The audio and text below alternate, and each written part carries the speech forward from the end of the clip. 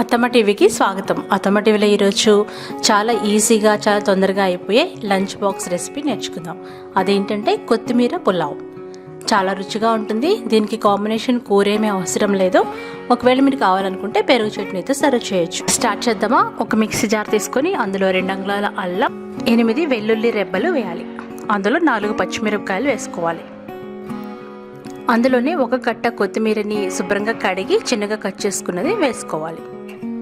దీన్ని బాగా గ్రైండ్ చేసుకోవాలి. గ్రైండ్ చేసేటప్పుడు ఒకసారి తిరగదనమాట. అప్పుడు కొద్దిగా నీళ్లు పోసుకొని తిప్పుకోవచ్చు. ఈ విధంగా మెత్తని పేస్ట్ లాగా గ్రైండ్ చేసుకొని పక్కన పెట్టుకోవాలి. ఇదే మనకు కావాల్సిన కొత్తిమీర మసాలా. ఆ తర్వాత 1 గ్లాస్ బాస్మతి బియ్యాన్ని శుభ్రంగా కడిగి ఒక 10 నిమిషాల పాటు నానబెట్టుకోవాలి.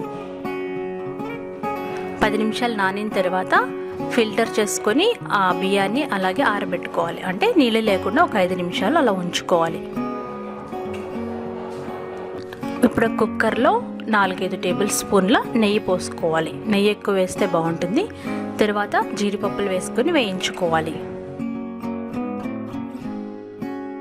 అవి దోరగా వేగిన తర్వాత గ్రైండ్ చేసి పెట్టుకున్న కొత్తిమీర మసాలా వేసుకొని పచ్చివాసన పోయేంత వరకు వేపుకోవాలి. ఆ తర్వాత ఇందులో ఒకే ఒక ఇంగ్రీడియంట్ వేస్తాము, బిర్యానీ మసాలా పౌడర్. ఇది నా ఛానల్లో చూసి మీరు తప్పకుండా ఇలాగే ట్రై చేయండి. ఈ బిర్యానీ మసాలా పౌడర్ వల్ల చాలా మంచి టేస్ట్ వస్తుందన్నమాట. అది కూడా కాసేపు వేయించి ఆ తర్వాత తగినంత ఉప్పు వేసుకోవాలి. అందులో మనం పక్కన పెట్టుకున్న బియ్యం వేసుకోవాలి.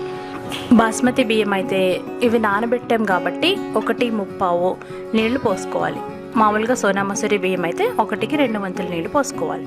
ఇవి బాస్మతి బియ్యం కూడా నానబెట్టకపోతే 1కి 2 గ్లాసుల నీళ్లు పోసుకోవచ్చు.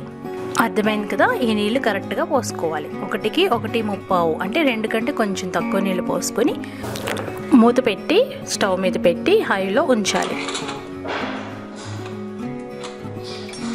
ఎప్పుడైతే ఆవిరి బయటకు వస్తుందో అప్పుడు వెయిట్ పెట్టుకొని 1 విజిల్ వచ్చిన తర్వాత స్టవ్ ఆఫ్ చేసుకోవాలి. 1 విజిల్కే ఉడికిపోతుంది బాస్మతి బియ్యం. ఎందుకంటే నానబెట్టాము, అలాగే తొందరగా కూడా ఉడుకుతాయి బాస్మతి బియ్యం. స్టవ్ ఆఫ్ చేసుకుని ప్రెషర్ పోయేంత వరకు వెయిట్ చేయాలి.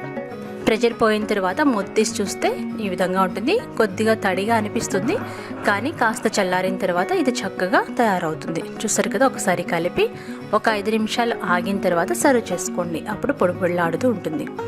అంతే. ఇందులో ఎక్స్ట్రా ఏ మసాలాలు వేయాల్సిన అవసరం లేదు.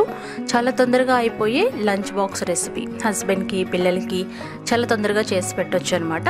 ఈ కొత్తిమీర పులావ్కి కూర అవసరం లేదు. కావాలంటే పెరుగు చట్నీతో సర్వ్ చేసుకోవచ్చు. మరికొన్ని వంటల కోసం అత్తమ్మ టీవీ చూడగలరు.